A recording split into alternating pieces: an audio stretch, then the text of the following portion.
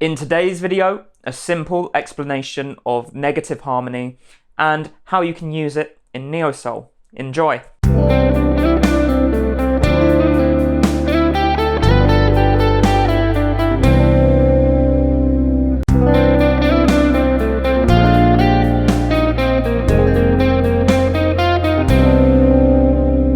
How's it going? Dave here. My channel's all about helping you create awesome neo-soul and R&B sounds on your guitar. So if that sounds like your kind of thing, make sure you hit that subscribe button and you click the notification bell so that you're notified every single time I release a new video. So today we're talking about negative harmony. So I'll be explaining how it works, why it works, and then we'll be jumping into some examples of chord progressions using negative harmony and also creating some melodies as well. So let's jump straight into it. We are using the C major scale today and we're going to be applying negative harmony to the C major scale just to keep things simple. So what we do when we're using negative harmony is we are basically flipping a scale on an axis or mirroring a scale on an axis. Now I found that the easiest way to visualize this is to use the circle of fifths. So hopefully you're familiar with the circle of fifths. Now what we're going to do is we're going to draw this axis between the root and the fifth of our key. So in this case, in the key of C that we're playing in, the root is C and the fifth is G. So we're going to draw an axis right through the middle of those two notes. So as you can see, we've kind of split the circle of fifths in half. Now we're going to mirror every single note on this axis. And now we get something that looks a little bit like this. As you can see, if we start with C, if you mirror the C, we get G. If you mirror D, then we get F.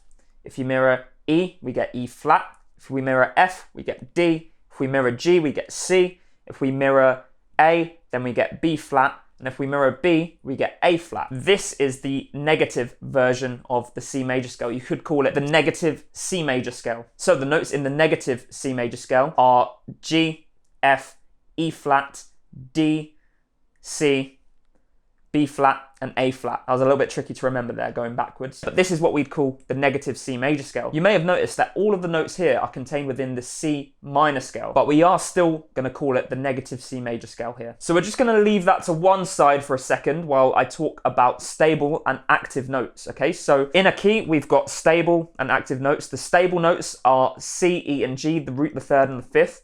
And these notes are the notes that sound at home. They sound resolved. You can go to these notes to resolve a melody. Okay, then we've got the active notes, and these are D, F, A, and B in the key of C. So basically all the other notes. Now these notes want to resolve to one of the stable notes. For example, the note B wants to resolve to C. The note A wants to resolve down to G. The note F wants to resolve down to E. And the note D wants to resolve either to E or to C. Now, the reason why this is important is if we bring up the negative version of the C major scale, you'll find that when we transfer the C major scale stable notes to their negative versions, we get the stable notes of the C minor scale.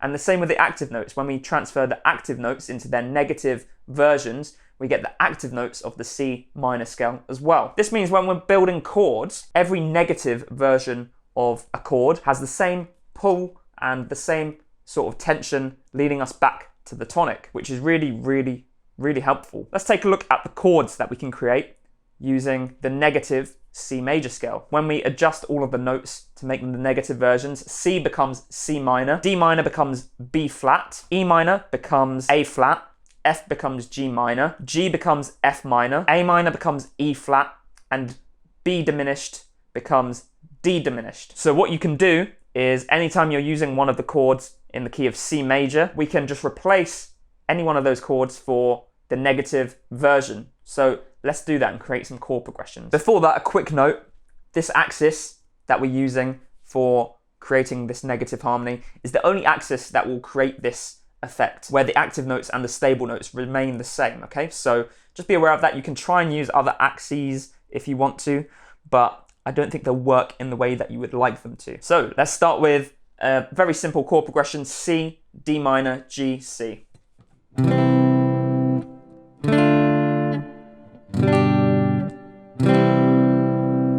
So the first thing we can do is change this G to the negative version. So that will be F minor. Okay, so we've got C, D minor, F minor, C now. And then the D minor could also be exchanged for the negative version as well. And the negative version of D minor is B flat. Okay, so our chord progression is now C, B flat, F minor, and then back to C again. So let's take a listen.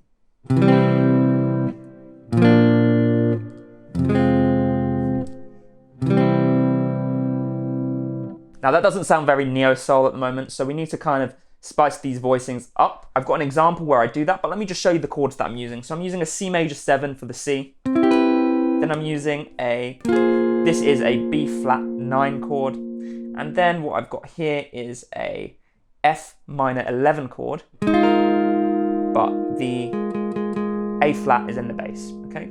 So, and then we resolve back to the C major, or the C major 7, I should say. Okay, so take a listen to the example.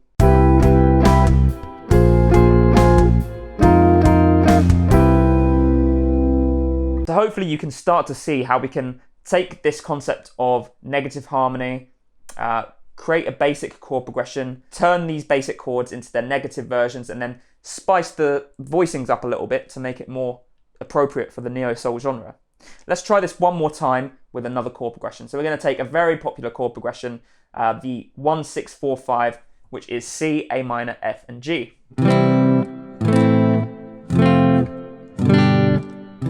Okay, so what we're going to do this time is change the A minor to the negative version and change the G to the negative version. So A minor becomes E flat and G becomes F minor. So now we've got C, E flat, F, F minor. So it should sound a bit like this.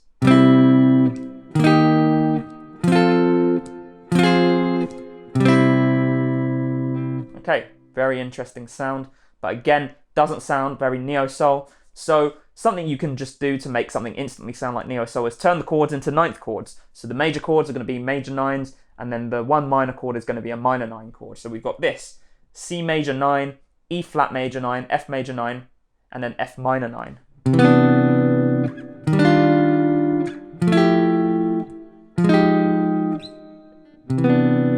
Okay, so I've done a little example again using these exact voicings, and you'll hear how with some drums and some bass, it sounds a little bit more neo-soul.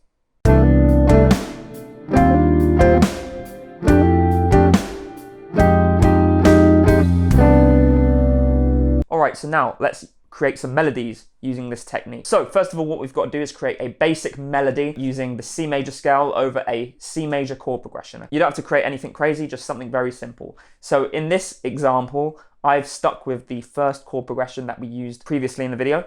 So C, D minor, G, and then C. And I've played a melody over the top. So take a listen to that now.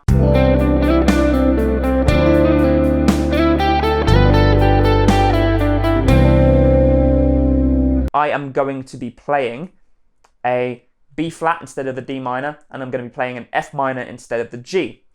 So whenever we're playing those chords, the melody over the top has to be adjusted to the negative version, okay? So whenever we're playing any chords in the key of C that have not been altered, then we can just keep the melody the same. So that's what I've done, all right? Now down below you can see the notes in the melody from the 2 bars that have been changed from D minor and G to B flat and F minor.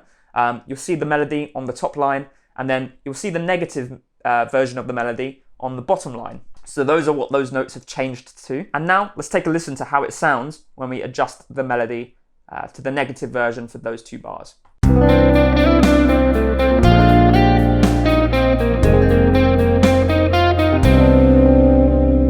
So as you can see, a big difference. It sounds really awesome. And that was just a very simple idea I put together. If I maybe spent a lot more time on that, I could have probably come up with something really, really interesting and intricate. So definitely spend some time on this, create some interesting melodies with some interesting chord progressions. I'm sure negative harmony is going to be really helpful for you in your playing. Now, if you did find this lesson helpful, I'd really appreciate if you could click like, let me know what you thought in the comments, and subscribe to the channel. Also, if you're looking to create awesome chord progressions, then the first 2 chapters of my book, Chord Charisma, are available down in the description for free. And those first 2 chapters are going to show you how to create a basic chord progression and then extend that chord progression out with 7ths, 9ths, 11ths, and 13ths to make your chord progression sound more jazzy and sophisticated. So that's something you should definitely check out if you're looking to learn that kind of thing. If you want to get the full version of my book, it's down at my Patreon page, which also has some awesome benefits. There are some exclusive lessons there and some exclusive videos there as well. And if you don't want to do any of those things, that's fine. Just make sure you check out this video here because you're going to learn even more and you'll have a great time. And I'll see you there.